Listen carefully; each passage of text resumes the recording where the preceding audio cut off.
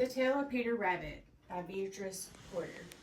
Once upon a time, there were 4 rabbits who lived with their mother. Flopsy, Mopsy, Cottontail, and Peter. They lived in a cozy burrow under a big tree. One day, Ms. Rabbit warned her children not to go to Mr. Gregory's garden. They could play in the lane, they could play in the field, but not in Mr. Gregory's garden, as their father had an unfortunate encounter there and ended up in a pie, while Flopsy, Mopsy, and Cottontail obediently went down the lane to gather blackberries. Peter, being an adventurous and mischievous, sneaks to the forbidden garden and sees all the delicious vegetables. Once inside, Peter gorges himself on all the delicious vegetables, lettuces, French beans, and radishes, and got miserably sick to his stomach. However, his feast got interrupted when Mr. Gregory spots him and starts chasing after him. In his panic, Peter loses his shoes under the cabbage branches and his jacket under the potatoes. He narrowly escapes Mr. Gregory's grasp several times, hiding in a narrow watering can in a tool shed. Peter hears the sound of a hoe tilling the ground. He scurries under the bushes and waits there for a few minutes. Before long, he climbs into the wheelbarrow, and there for a time, he sits, just waiting. But before long, he climbs out to see Mr. McGregory's back. And just beyond Mr. Gregory is the garden gate.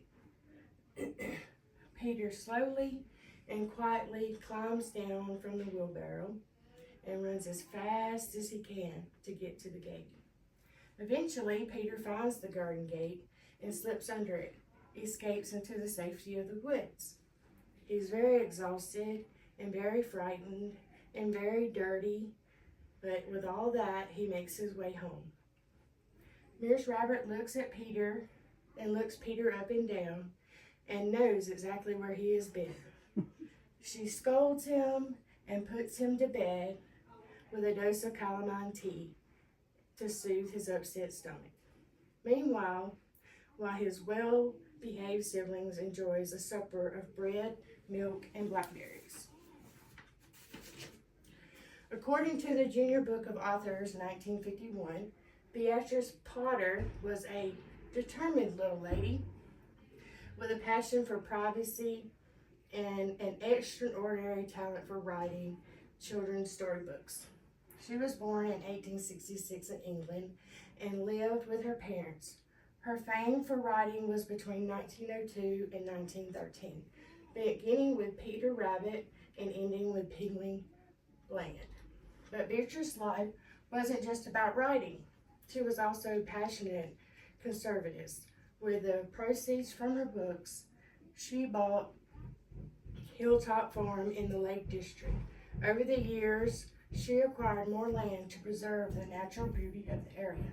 She became a successful farmer and prize-winning breeder of sheep.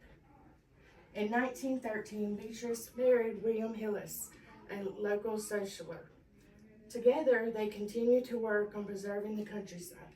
Beatrice's love for writing, nature, and dedication to conservation left a lasting legacy.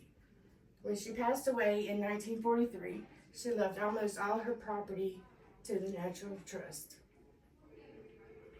that created now what is known as Lake District National Park.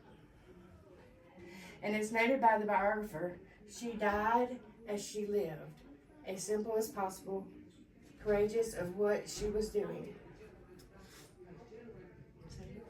You got 443. Oh gosh, I'll send it. Oh shit.